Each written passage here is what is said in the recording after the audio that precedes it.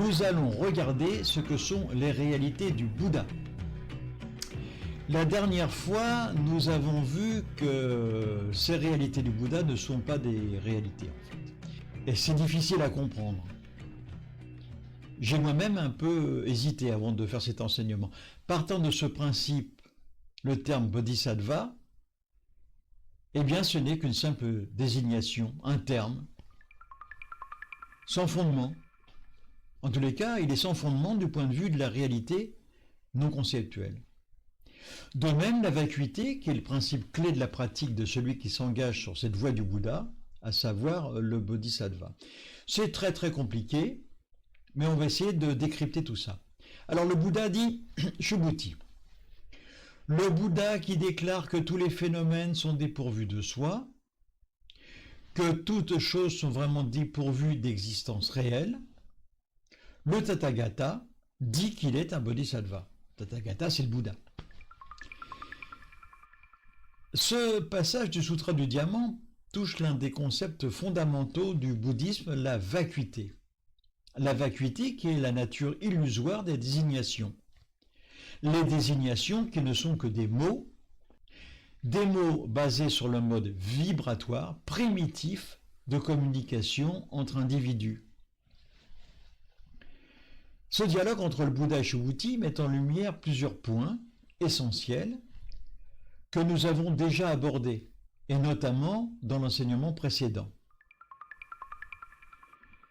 La vacuité est l'une des clés de la pratique du bodhisattva. Comprendre que tous les phénomènes sont vides, de nature propre, permet au bodhisattva de ne pas s'attacher aux distinctions illusoires entre soi et autrui, éveillé et non éveillé.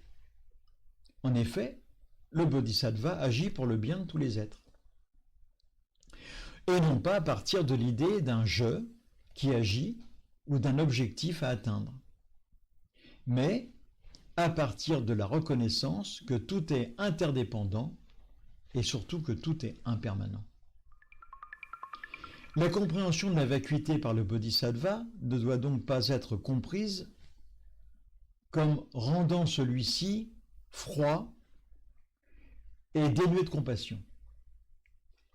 Ce n'est pas parce que l'on comprend que tous les phénomènes sont vides que l'on doit devenir indifférent ou détaché des autres. Et hélas, c'est souvent ce qui se passe. Au contraire, cette compréhension profonde de la vacuité doit renforcer la compassion.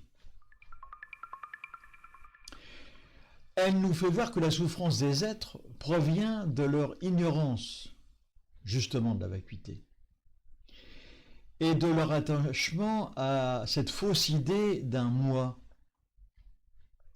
Le bodhisattva va donc agir, pourquoi ? Eh bien pour libérer les autres, les libérer de cette ignorance.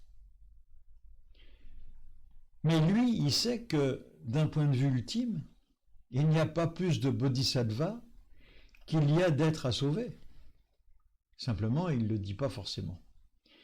Alors c'est encore une autre énigme à résoudre pour l'être ordinaire. Ce passage de la Prajnaparamita nous enseigne que la nature des désignations est vide.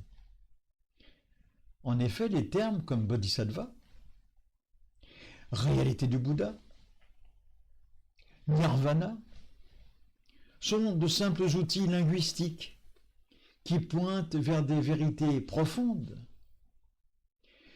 mais ils ne doivent jamais être pris littéralement, ni désignant des réalités fixes. Le bodhisattva, lui, va reconnaître la vacuité des phénomènes, y compris lui-même en tant que phénomène. Il travaille pour le bien des êtres, sans pour autant s'attacher à l'idée d'un moi ou de quelqu'un à sauver. Alors, bien évidemment, il y a un obstacle. Et l'obstacle à cette connaissance, c'est l'ego. L'ego, lui, est en totale opposition avec cette réalité objective de vacuité. Il évolue pleinement dans l'idée d'une personne palpable, unique. Moi, je. En comprenant la vacuité, le bodhisattva va donc transcender cette illusion d'un ego séparé qui accomplit des actions séparées. Il agit de manière désintéressée, sans attachement aux résultats ou aux distinctions totalement dualistes.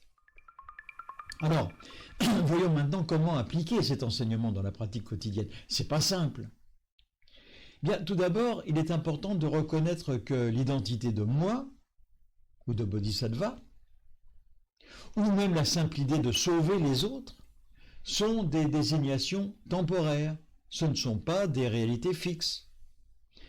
Tout cela apparaît, évolue dans le mental et disparaît. Ensuite, sachant cela, nous devons reconnaître que toutes les désignations de choses ou d'événements sont des désignations temporaires et en aucun cas des réalités fixes. C'est cette compréhension qui nous aide à ne pas nous attacher à des rôles ou des attentes de manière à satisfaire notre petit ego. Enfin, appliquant cet enseignement à nos comportements, nous pouvons alors dégager des contraintes égotiques et illusoires, agir avec compassion, sans attachement et donc sans attente d'un résultat.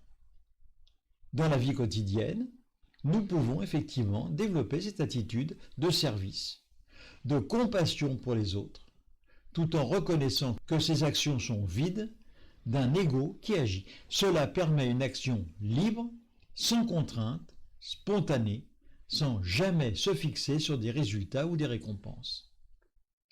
En conclusion, cette méditation sur la vacuité de soi et des phénomènes permet de relâcher l'attachement aux idées d'un soi, aux idées d'un autre ou des autres, aux idées de réalité fixe, favorisant ainsi un esprit ouvert et libre. Cela, moi je l'appelle la grande libération. Voilà, la prochaine fois nous verrons les systèmes d'enseignement. À très bientôt.